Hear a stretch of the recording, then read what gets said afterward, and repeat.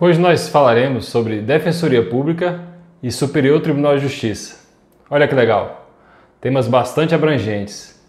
Vou primeiramente tratar de algumas das missões constitucionais que foram atribuídas à Defensoria Pública e demonstrar que a atuação defensorial instrumentaliza o próprio regime democrático, o próprio Estado democrático de direito, conferindo cidadania a um grande contingente de brasileiros e estrangeiros que aqui habitem.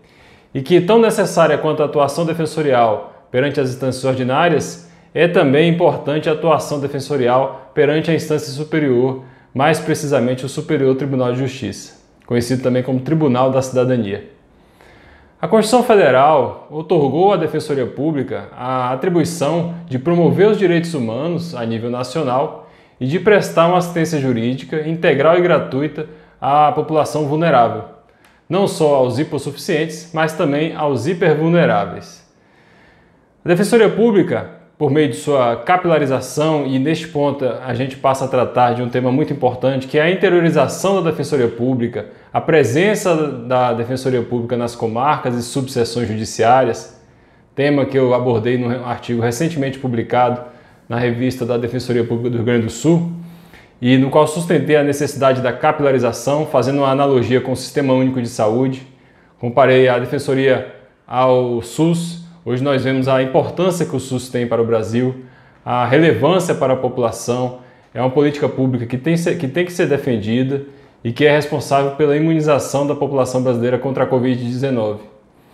E a Defensoria Pública, tal como o SUS, tem grande relevância para a população brasileira, mais especificamente para a população hipervulnerável.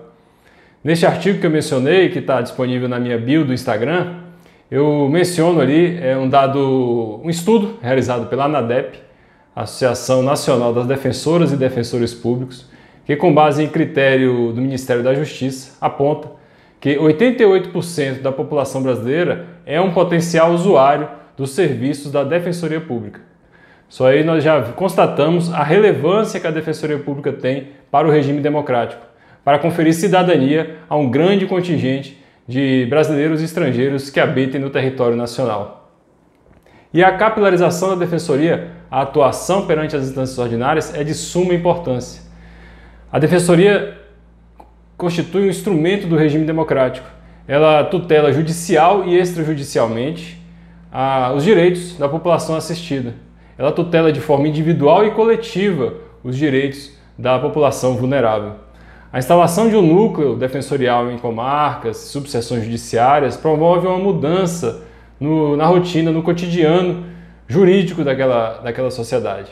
Ela viabiliza a promoção da educação em direitos, que é uma das bandeiras da Defensoria Pública, o atendimento nos núcleos defensoriais, o atendimento diário, por si só, já viabiliza a educação em direitos. E a atuação defensorial perante o Poder Judiciário e perante o Poder Público, seja judicial ou extrajudicialmente, promove a cidadania dessa população. E daí a relevância da capilarização, da interiorização da Defensoria Pública. Nesse artigo eu cheguei a designar a Defensoria Pública de SUS do sistema de justiça. Então há uma grande importância da atuação defensorial perante as instâncias ordinárias. Porque de nada adianta haver um extenso rol de direitos fundamentais se não houver meios para exercitá-los. E a Defensoria Pública quebra essa primeira barreira de acesso à justiça. Ela propicia que os cidadãos tenham conhecimento de seus direitos e tenham meios para exercitar esses direitos perante o poder público e perante o poder judiciário. A Defensoria, portanto, constitui uma ferramenta do regime democrático. E aí, exposta esta questão em torno da relevância da atuação defensorial perante as instâncias ordinárias, eu passo a tratar aqui da relevância da atuação defensorial perante a instância superior. Vou trazer alguns dados estatísticos do STJ que demonstram que, apesar de todas as dificuldades orçamentárias que as defensorias públicas estaduais, infelizmente, vivenciam, já há uma Defensoria Pública Estadual figurando no ranking dos 10 maiores demandantes do Superior Tribunal de Justiça. Dados do relatório estatístico do STJ de 2020 apontam que a Defensoria Pública de São Paulo já figura entre os 10 maiores litigantes do Superior Tribunal de Justiça. Figura em 6º lugar. A Defensoria Pública Estadual já figura em 6º lugar no ranking do top 10 dos demandantes do STJ, com pouco mais de 61 mil processos distribuídos nos últimos 5 anos. Vemos então que, apesar de todas as dificuldades orçamentárias, a Defensoria Pública é a instituição mais jovem do sistema de justiça e, apesar de todos os entreveros e dificuldades orçamentárias e adversidades, a Defensoria Pública brasileira está avançando, está conseguindo se interiorizar e está conseguindo também atuar de forma mais firme perante a instância superior. Um outro dado importante também, estatístico, do STJ, é o incremento no número de habeas corpus. O habeas corpus já é a segunda classe processual com maior movimento perante o Tribunal da Cidadania. Em primeiro lugar, temos os agravos em recurso especial, em segundo lugar, os habeas corpus, em terceiro lugar, os recursos especiais. E eu vou trazer aqui alguns precedentes, 3 precedentes, exarados pelo STJ em processos movidos pela Defensoria Pública Brasileira. 2 desses precedentes foram em habeas corpus, e justamente para demonstrar a relevância da atuação defensorial perante a instância superior, a importância de uma atuação firme da Defensoria com o fim de resguardar os direitos fundamentais da população vulnerável perante o Tribunal Superior. O primeiro caso que eu trato aqui é de um habeas corpus de número 596603, oriundo do Estado de São Paulo. Foi um habeas corpus impetrado pela Defensoria Pública Bandeirante, julgado pela 6ª turma do STJ. Nós já vimos aqui no canal que no STJ existem 2 turmas com competência criminal. Esse habeas corpus foi julgado pela 6ª turma, relatado pelo ministro Rogério Schietti. E qual foi a situação fática? O caso concreto era o seguinte: o acusado ele foi denunciado pela prática do crime de tráfico de entorpecentes.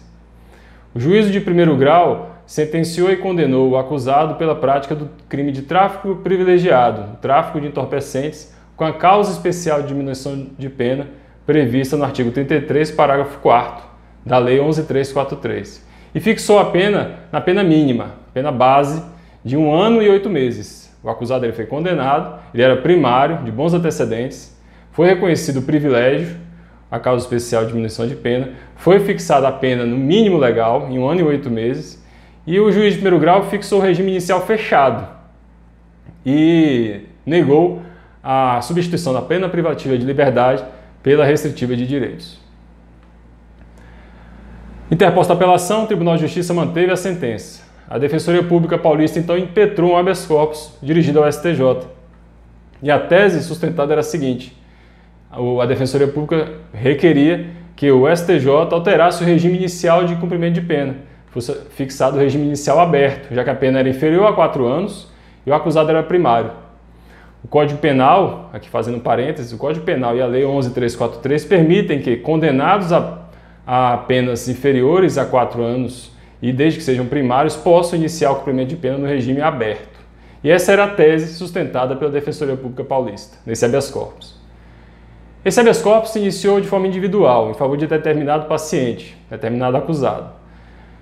Ocorre que, em aditamento, a Defensoria Pública Paulista requereu que a eventual concessão da ordem fosse estendida para todos os acusados e condenados em situações semelhantes à daquele paciente, no Estado de São Paulo. Então, requeriu um habeas corpus coletivo. A 6ª turma do STJ concedeu a ordem, acolheu a pretensão formulada pela Defensoria Pública Paulista.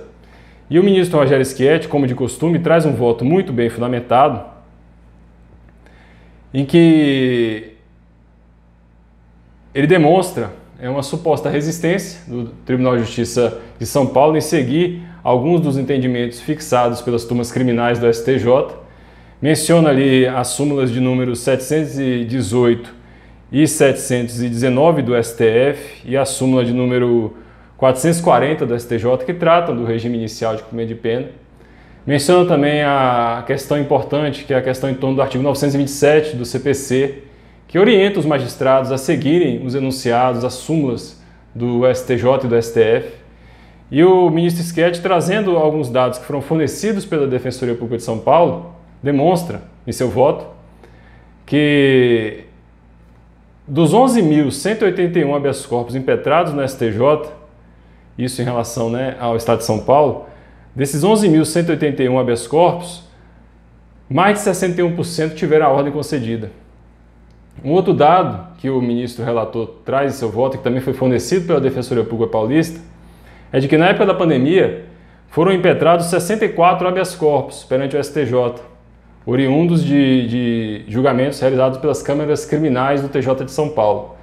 Desses 64 habeas corpus que trataram de condenação de acusados pela prática do crime de tráfico privilegiado, houve a concessão da ordem em mais de 82% dos habeas corpus.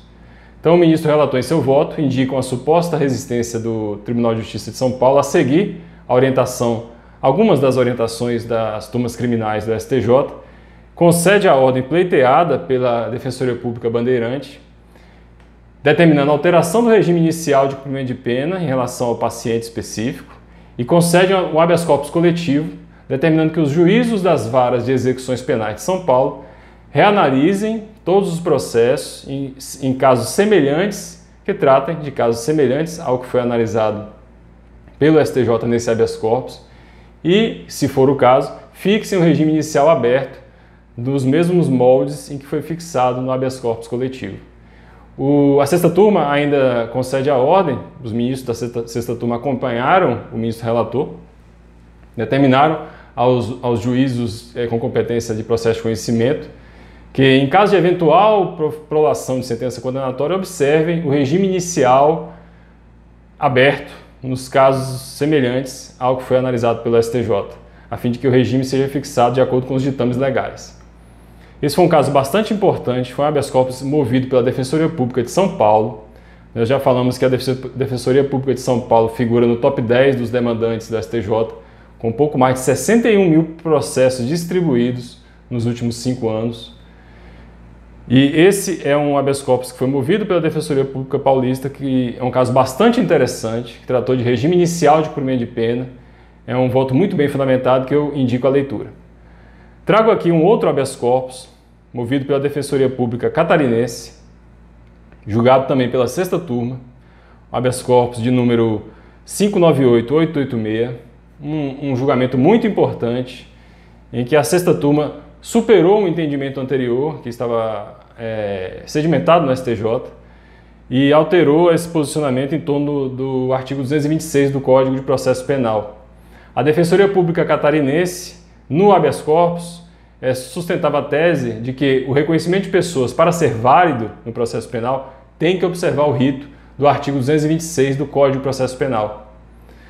O STJ, por meio de sua sexta turma, acolheu a pretensão defensorial e determinou que, e concluindo dessa forma, ele determinou que o reconhecimento de pessoas no processo penal, para ser válido, tem que observar o rito do artigo 226 do Código de Processo Penal. Esse é um precedente bastante importante, também movido pela Defensoria Pública Brasileira, no caso a Defensoria Pública Catarinense, que demonstra a relevância da atuação defensorial perante a instância superior e que essa atuação defensorial viabiliza o exercício da cidadania por parte da população vulnerável, quebra o acesso, quebra essa barreira de acesso à instância superior e propicia a salvaguarda de direitos fundamentais da população vulnerável perante o STJ. Por fim, eu trago mais um precedente, muito interessante também. Foi julgado pela quinta turma do STJ, relatado pelo ministro Reinaldo Soares da Fonseca. Foi no recurso ordinário, aqui já temos um recurso ordinário em habeas corpus. O STJ ele tem a competência constitucional para uniformizar a interpretação em torno da legislação federal e desempenha essa competência por meio de julgamento de recursos especiais, agravos em recursos especiais e julgamento de habeas corpus, julgamento de recursos ordinários e mandados de segurança. E aqui nós trazemos um recurso ordinário em habeas corpus, interposto pela Defensoria Pública do Rio de Janeiro. Caso bastante interessante, é RHC de número 136961, julgado em junho de 2021, pela quinta turma. E neste caso, o STJ analisou uma questão bastante relevante, questão em torno de direitos humanos. A Corte Interamericana de Direitos Humanos foi instada a se pronunciar sobre a forma de cumprimento de pena em um estabelecimento penal localizado em Bangu, Rio de Janeiro. A Corte Interamericana emitiu uma resolução e concluiu que o cumprimento de pena nesse estabelecimento prisional era feito de forma degradante e determinou, por meio dessa resolução, que a pena desses sentenciados fosse contada de forma dobrada, que o tempo de pena cumprido nesse estabelecimento fosse contado de forma dobrada. Essa era o sentido da resolução emitida pela Corte Interamericana de Direitos Humanos. A Defensoria Pública do Rio de Janeiro, então, impetrou um habeas corpus perante o Tribunal de Justiça Fluminense, pleiteando a contagem em dobro da pena dos sentenciados que estavam nesse estabelecimento penal. O Tribunal de Justiça Fluminense denegou a ordem. A Defensoria Pública do Rio de Janeiro, então, interpôs um recurso ordinário em habeas corpus, pleiteando a reforma do acórdão proferido pelo Tribunal de Origem. E o STJ, por meio de sua quinta turma, aplicou pela primeira vez o princípio da fraternidade e determinou a observância da resolução emitida pela Corte Interamericana de Direitos Humanos. Determinou que o Tribunal de Justiça do Rio de Janeiro contasse em dobro o tempo de pena daqueles sentenciados que estavam internados no estabelecimento penal localizado em Bangu. Determinou a observância da resolução emitida pela Corte Interamericana de Direitos Humanos. O STJ aplicou pela primeira vez, como eu disse, o princípio da fraternidade. O ministro relator em seu voto destaca que o juiz brasileiro ele deve agir como juízes interamericanos, de modo a propiciar um diálogo entre o direito interno e o direito internacional dos direitos humanos e observar as resoluções emitidas pela Corte Interamericana de Direitos Humanos. Então são casos bastante interessantes, são votos muito bem fundamentados e que se originaram de atuação da Defensoria Pública Brasileira, sempre com o objetivo de conferir cidadania à população vulnerável e tutelar os direitos dessa população. Um forte abraço.